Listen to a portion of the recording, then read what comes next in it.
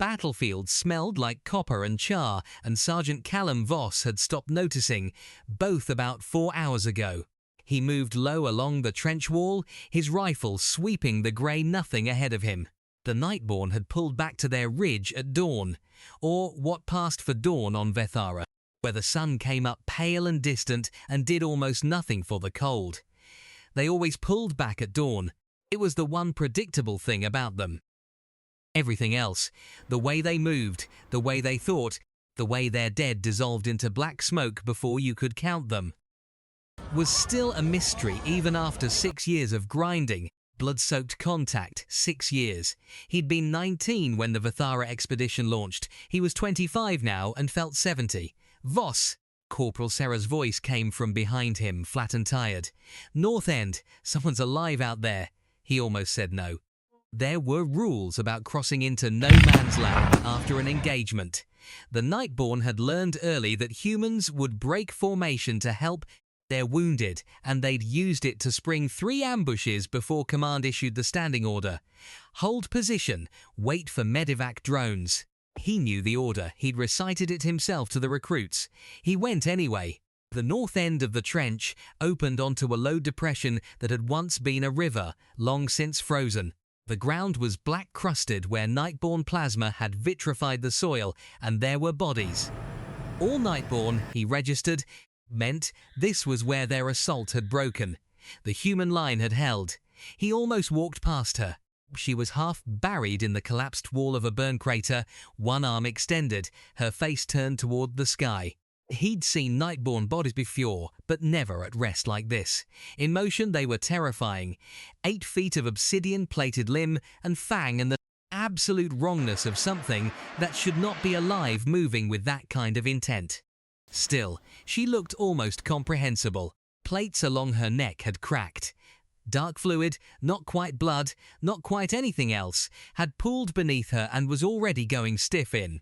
Cold. Her eyes opened. He did not run. He'd ask himself later why he didn't run, and the honest answer was that her eyes were the wrong color for a Nightborn soldier. They were silver, not black, and they were afraid. She said something. He didn't speak the Veth tongue past a dozen words. Halt, surrender, identify yourself.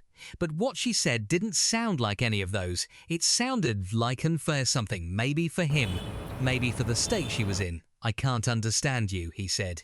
Useless. He said it anyway. She said it again. Her free hand moved, slow and deliberate, and pressed against the crack in her neck plates. More of that dark fluid seeped between her fingers. She was showing him. She was asking him to look, not to touch, to witness. He crouched beside her. The neck wound was bad. Kind of wound that killed mammals in minutes by blood pressure alone. He didn't know if Nightborn physiology worked the same way, but her eyes were losing focus in a pattern he recognized. He'd watched men die from wounds like this. The eyes went quiet before anything else. He pulled off his left glove with his teeth. His field kit had emergency patches for human tissue and a neural clamp, the kind of pain that made soldiers freeze up in the middle of a firefight. It was not designed for Nightborn biology. He knew that. He used it anyway, pressing the patch over the cracked plate where it was leaking worst, using 2 fingers to hold pressure while he worked the adhesive strip. She went rigid when he touched her, every plate locking simultaneously. He stopped moving and waited, his hand still pressed to her throat. I know, he said quietly. I know. I'm not going to hurt you.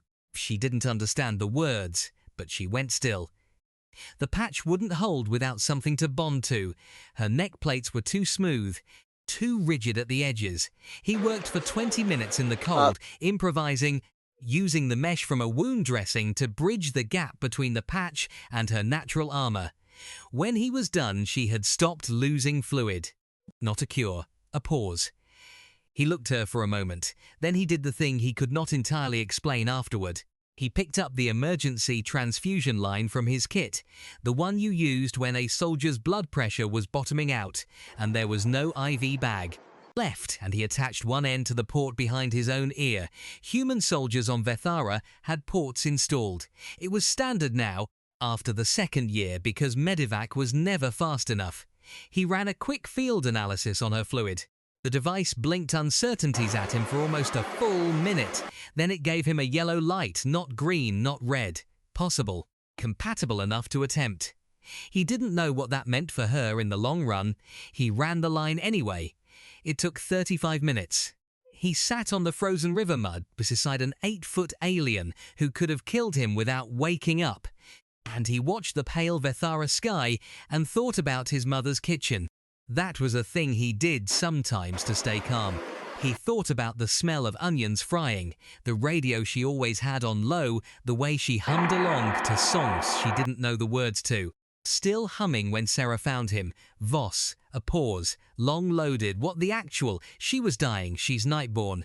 She was dying, he said again, as if that answered everything. He supposed to him, it did. They got back to the line before the Nightborn ridge stirred. He didn't know what happened to the girl. He assumed she survived, because Nightborn retrieval teams came through that riverbed 3 hours later, and he watched through a scope as they carried something back toward the ridge, and it was not stiff and dissolving the way their dead were. It was moving, just barely. He made himself stop thinking about her silver eyes. He was transferred to Forward Station Corvell 6 weeks later, which meant he forgot about it almost entirely for a while. Corvell was a nightmare. The Nightborn had a commander up there who was smarter than anyone Command had modelled for. Someone who understood feints and supplier signs and the specific psychology of exhausted soldiers, holding a line they didn't fully understand. He spent 4 months at Corvell just trying to stay alive. Then the war ended.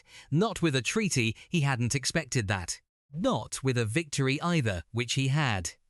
It ended with an emissary ship dropping out of the Nightborn Ridge one morning and projecting a signal, 2 frequencies simultaneously, Human Standard and Veth. It took the linguists 2 days to pass the Veth half.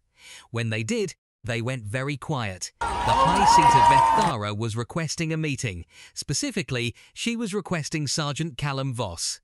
Briefing room on the transport was cold and smelled like recycled air, and the specific anxiety of officers who didn't know what they were walking into. "You understand," said General Maret, who had the kind of face that had never been surprised by anything in her life, "that we have no intelligence on why she's asking for you specifically." "I have some," Voss said. He told them about the river. There was a silence that lasted long enough to be uncomfortable. "You transfused a Nightborn with human blood," said the intelligence liaison, writing everything down. "I stabilized a casualty," Voss said. "I didn't know what she was. You knew she was Nightborn. I knew she was dying." He looked at his hands. "Same thing I said before." The meeting with the High Seat took place in a neutral chamber that the Nightborn had apparently constructed in 4 days specifically for this purpose, which said something about their engineering that none of the human observers quite processed in the moment.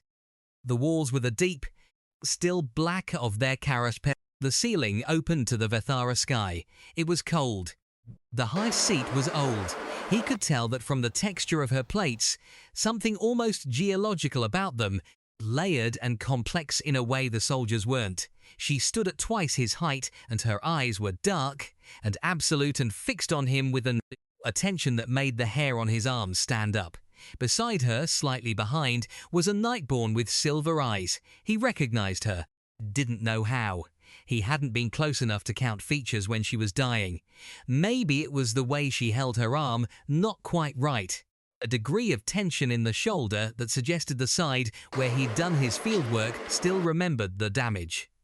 He met her eyes.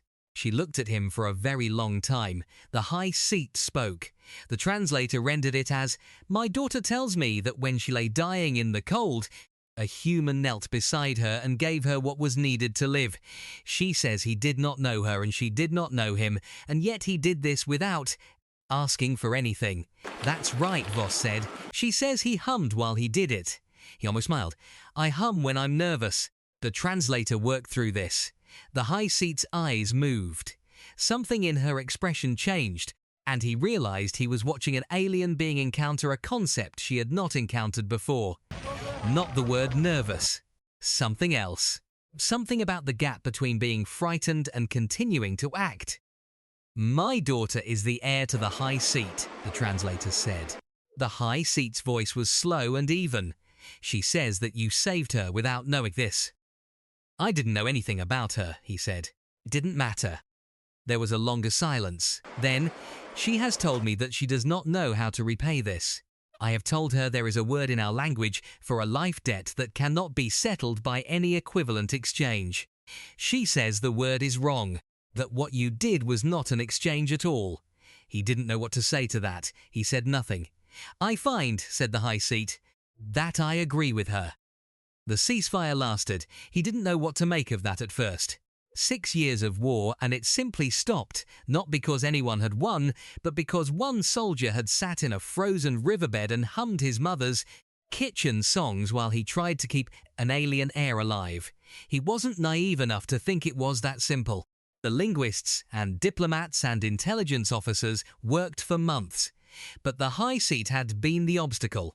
She was the one who had kept the war going when the field commanders wanted to negotiate, who had believed that humans could not be trusted to honor any agreement they made because they were too short-lived, too numerous, too relentlessly adaptable to ever be stable partners. Her daughter had told her something that changed that. He was in the barracks at Corvel when Sarah found him with the orders. She read them to him twice because the first time he thought he'd heard wrong. You're being attached to the veteran diplomatic mission, she said, as a cultural liaison. I don't speak Veth. They have translators. She paused. Voss, the high seat requested you personally. Again. He packed his kit in about 20 minutes. He didn't have much. He hadn't accumulated much in 6 years. A photograph of his mother's kitchen, a deck of playing cards with 2 missing, a small metal lighter he'd never used because he didn't smoke, but kept for reasons he couldn't articulate. He put them all in the same pocket and zipped it shut and walked out to the transport. The diplomatic compound was inside veteran territory, which was a distinction that still made his chest tighten slightly when he thought about it. He was behind the ridge, where the Nightborn lived. Nothing like he'd imagined. He'd imagined something like the inside of their carapace, black, hard-edged, lightless.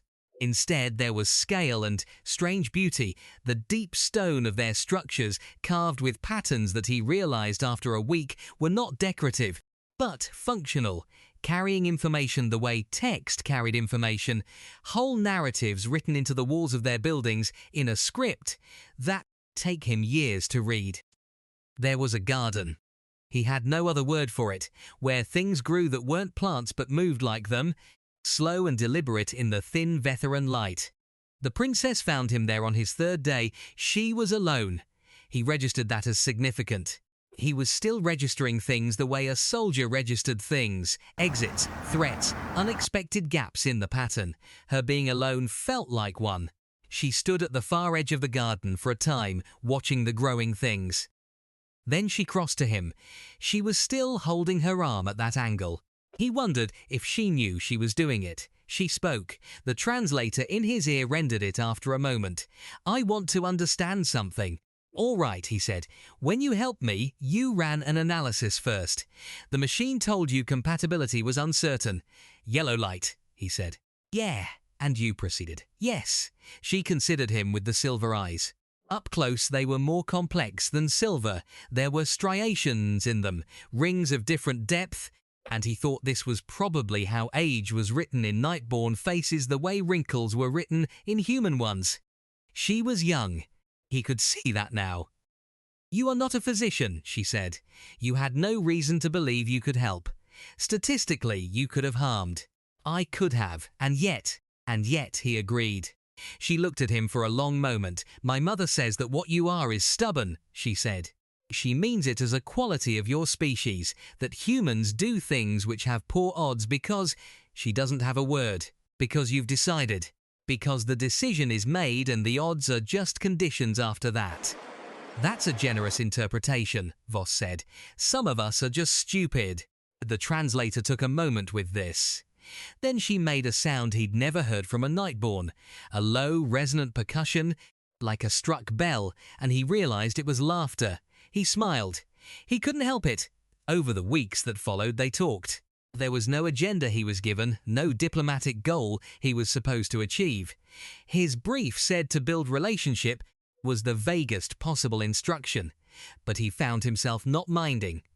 She met him in the garden most days. Sometimes she brought things, artifacts of Veth culture, objects he had to learn not to interpret through a human frame. A stone that recorded sound the way a tape recorder did. A ceremonial blade that had never been used for violence, only for marking the walls of new structures at the moment of their completion. A small, sealed container of something that glowed. "What is it?" he asked. "A memory of warmth," she said. "From before Vathara went cold, there are very few left." He held it carefully with both hands. It was heavier than it looked. He passed it back. In return, he told her things. About the kitchen. About the playing cards with two missing. They'd been his father's. And the missing cards were nines of hearts and clubs, which had always meant that certain games simply couldn't be finished the way they were supposed to. And he'd made his peace with that early. And he thought that maybe that was true of most things. About the lighter. "Why do you keep it?" she said, "if you do not use it?" Thought about it. "Wait," he said finally. "It's about the right weight. When I'm thinking through something hard, I hold it." He paused. "It sounds stupid when I say it out loud." "It does not," she said. He believed her. One evening the high seat summoned him. He'd met with her 3 times now in official capacities. Each time she regarded him with the long, geologic stillness that he'd come to understand was not hostility but assessment. The way something very old and very careful decides whether a thing can be trusted. He sat across from her in the stone room and waited. "You are aware," she said through the translator, "my daughter is the heir to the high seat." "Yes," he said, "you are aware that I am old." A careful pause. "I'm aware that you've been the high seat for a long time." "Yes." "She will be high seat after me," the old Nightborn said. "There will be negotiations during that transition. Expeditionary Command would find it advantageous to have an existing relationship with the incoming high seat. There is a position in the Diplomat Corps, a permanent post inside Veth territory, the first of its kind." He saw where it was going. "The high seat is offering me the post," he said. "My daughter," she says, "is requesting that the post be offered to you." He sat with that for a moment. Outside the stone room he could hear the garden, not sound exactly, but the low sub-frequency that the growing things produced, that he'd learned to feel in his back teeth. "And you," he said. "The high seat herself?" Another long silence. "I watched my daughter almost die," the high seat said finally, and something in that translator's rendering made him feel the weight of it. The deliberate, controlled quality of an enormously powerful creature choosing to say a true thing. "I watched you kneel in the cold and give her what she needed without asking what she was or what it cost. You were afraid. She says you were afraid. And you knelt 10. Anyway," the old Nightborn's eyes found his, "my daughter will be high seat for 300 of your years after I am gone. She will need to believe, for 300 years, that some humans can be trusted with something they cannot take by force. You are evidence of that. I will not let the evidence leave." He was quiet for a while. "That's not exactly a request," he said. "No," the high seat agreed, "it is not." He thought about the photograph in his pocket. He thought about the lighter. He thought about the specific, ordinary smell of a kitchen on a winter morning on a planet 4 light-years away that still felt more like home than anywhere he'd been since. He thought about silver eyes and the sound of Nightborn laughter and a container of ancient warmth held carefully in both hands. "If I stay," he said, "I'd want to learn the wall writing." A pause. "The notation system, the whole thing, narratives, whatever. I want to be able to read the buildings." The high seat looked at him for a long time. He had the sense again of Summel's old and careful reaching a conclusion. "That," she said, "take 20 years. "I know," said Callum Voss. "I'm stubborn." He sent one message back to Corvell before he closed the loop on Earth channels. It went to Sarah because she was the only one who'd understand without a long explanation. It said, "Staying. Tell my mother the kitchen's fine." She wrote back 3 days later. "Figured. She says stop humming around the aliens, they'll think it means something." He was in the garden when he read it, holding the lighter in one hand while one of the growing things leaned slightly toward the warmth of him, the way a plant leans toward a window. He laughed. It surprised him.